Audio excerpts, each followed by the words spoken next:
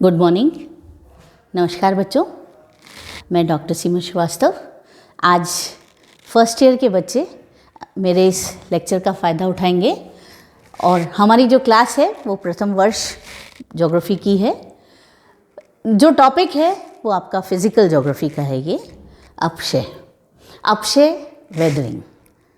बच्चों एक्चुअली क्या होता है कि जो धरती है, धरती कहीं से भी, हम सब भूगोलवेता जानते हैं, हम सब ज्योग्राफर्स जानते हैं कि धरती स्टैटिक नहीं है, स्थिर नहीं है। स्टैटिक मीन्स स्थिर नहीं है। कुछ ना कुछ हलचल पृथ्वी के अंदर होती रहती है और इन्हीं हलचलों में इन हलचलों को करने के लिए कुछ शक्तियां हैं जो बाह्य तौर पे और आंतरिक रूप से इनके ऊपर कार्य करती है। ठीक है, अब इन शक्तियों को ही समझाने के लिए मैं आपको ये टॉपिक लेके आई हूँ, अपक्षय यानी कि वेदरिंग, डीकॉम्पोजिशन। किसी भी चीज़ का आपने देखा होगा, अगर उसका प्रादुर्भाव होता है तो एक उम्र के बाद उसका अंत भी होता है। तो कोई भी चीज़ अगर आई है तो वो धीरे धीरे वापस ख़त्म भी होगी, डिसइंटीग्रेट भी होगी। इसीलिए जो हमारे स्थल भाग हैं पृथ्वी के ऊपर, उनका एक अपक्षय होता है, एक विदर होता है। विदर मतलब इंग्लिश का जो ये शब्द है विदर मतलब होता है टूटना। क्या होता है? टूटना। तो कोई भी चीज़ अगर टूटती है तो हम उसको बोलते हैं कि वो विदर हो रही है, टूट रही है, बिखर रही है। ठीक है, और अपक्षय इसी को ही हम हिंदी में अपक्षय बोलते हैं, अपक्षय।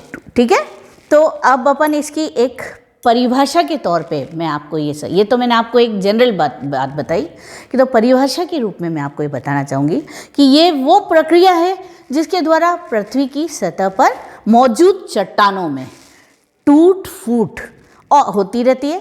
और ये जो अपर्दन से अलग अलग होते हैं, क्योंकि इसमें जो टूटने से निर्मित भूपताओं का एक जगह से दूसरी जगह स्थानांतरण भी होता है और परिवहन भी होता है। तो अब ये तीन शब्द जो हैं वो मैं आपको बताती हूँ कि अपक्षय, अपघटन, है ना, और एक और होता है जिसके द्वारा हम निक्षेपण करते हैं।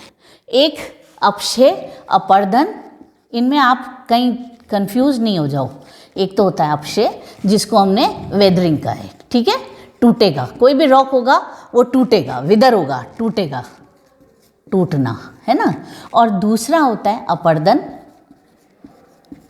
अपर्दन यानी कि इरोड होना, एक जगह से इरोजन, एक जगह से दूसरी जगह जाना, है ना। और निक्षेपण भी हो गया एक, है ना। ठीक है, निक्षेपण, डिकम्पोजिशन एक और हो गया। ठीक है, तो ये तीनों चीज़ें जो हैं वो अलग हैं। तो अपक्षय और अपर्दन में बहुत अंतर है। अपक्षय जो है एक ऐसी प्रक्रिया है जो स्टैटिक है, स्थैतिक है। ठीक है, और दूसरी ये जो प्रक्रिया है ये निर्गत मूवमेंट वाली है, मूव करते हैं एक जगह से दूसरी जगह। तो ये प्रक्रिया जिसके द्वारा पृथ्वी की सतह पर मौजूद चट्टानों में टूट फूट होती है, और ये अपर्दन से अलग, क्योंकि इसमें दूसरे से निर्मित भूपदाओं का एक जगह से दूसरी जगह स्थानांतरण या परिवहन होता है। तो है ना, तो ये चीज़ हो गया। अब आते हैं अपन कि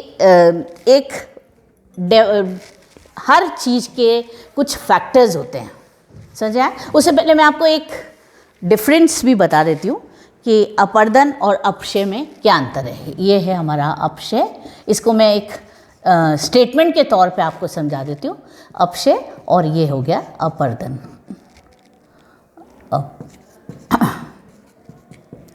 ठीक है, अपर्दन यानी कि इरोजन, है ना, और अपक्षय वेदरिंग।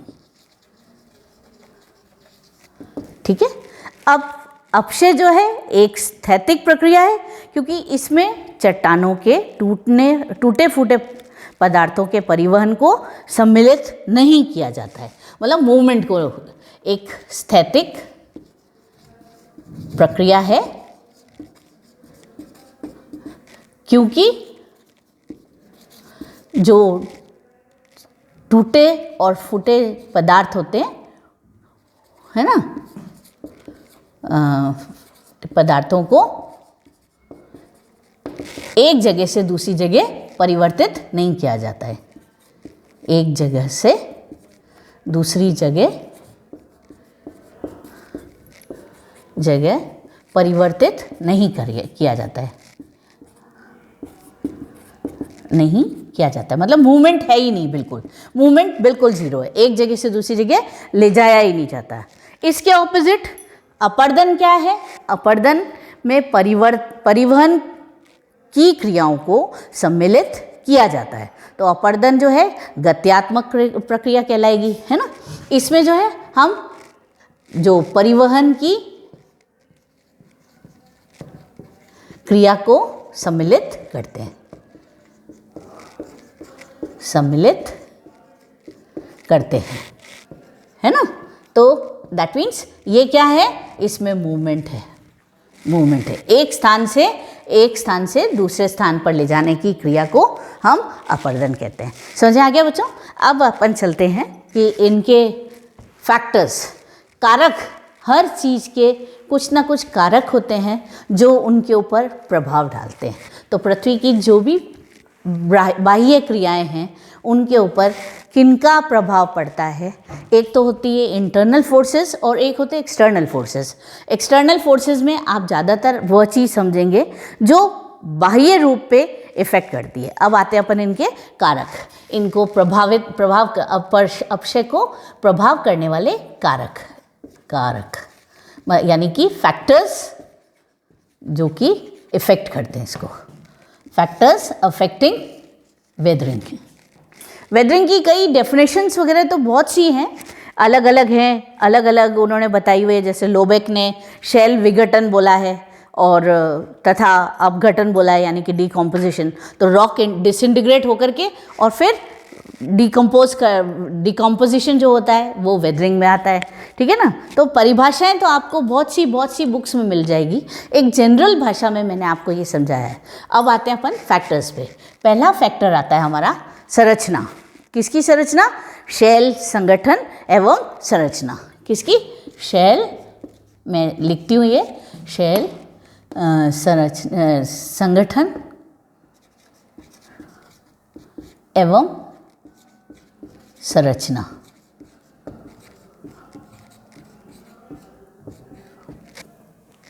ये हमारा पहला पॉइंट है, शैल, संगठन एवं संरचना। अब rock composition and structure, English में अपन इसको ऐसे ले लेते हैं, रॉक कॉम्पोजिशन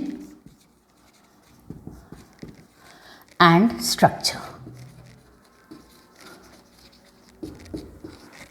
दूसरा है, एक बार पहले आप फैक्टर्स लिख लीजिए, फिर मैं आपको समझाती जाती हूँ। शैल, संगठन एवं संरचना हो गया। भूमि का ढाल, सेकंड, भूमि का ढाल, स्लोप, है ना, स्लोप ऑफ द लैंड। तीसरा है स्लोप ऑफ द लैंड के बाद में जलवायु की दशाएं, जलवायु की दशाएं, क्लाइमेटिक कंडीशंस, क्लाइमेटिक कंडीशंस, ठीक है। चौथा है हमारा, चौथा वनस्पति, वेजिटेशन, वनस्पति यानी कि वेजिटेशन, वेजिटेशन, ठीक है। और पांचवा है, पांचवा जो फैक्टर है वो है समय, टाइम, समय, टाइम, ठीक है बच्चों।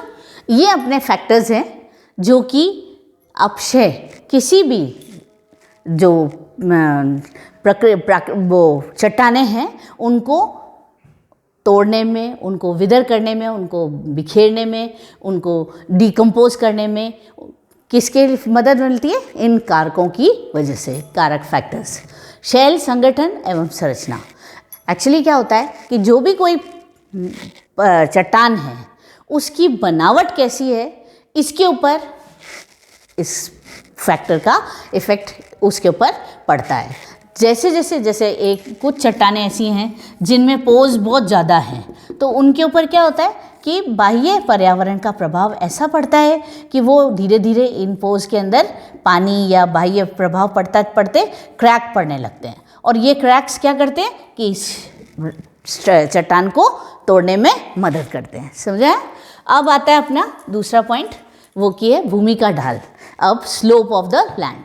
स्लोप ऑफ द लैंड में क्या होता है कि किसी भी जैसे पर्वतीय भाग है उसमें अगर ये इस तरह से यहाँ हमारे चट्टानें पड़ी हुई हैं, इनके ऊपर प्रभाव किसका? पर्यावरणीय प्रभाव पड़ता है, और इन प्रभाव की वजह से ये जो चट्टानें हैं इनका कमज़ोर होना होता है, और उसकी वजह से ये इस तरह से इनके गिरने, जितना स्टीप ये ढाल होगा, स्टीप मतलब जितना तीव्र ढाल होगा, उतना चट्टानें ऊपर से नीचे गिरेगी और यहाँ पर आकर के विघटित होती रहेगी, यहाँ की टूटती जाएंगी, बिखरती जाएंगी। इसलिए आपने देखा होगा अगर स्लोप ज़्यादा वैसा नहीं है, डीप नहीं है, तो क्या होगा कि उसको टाइम लगेगा धीरे धीरे वो पहुँचने में।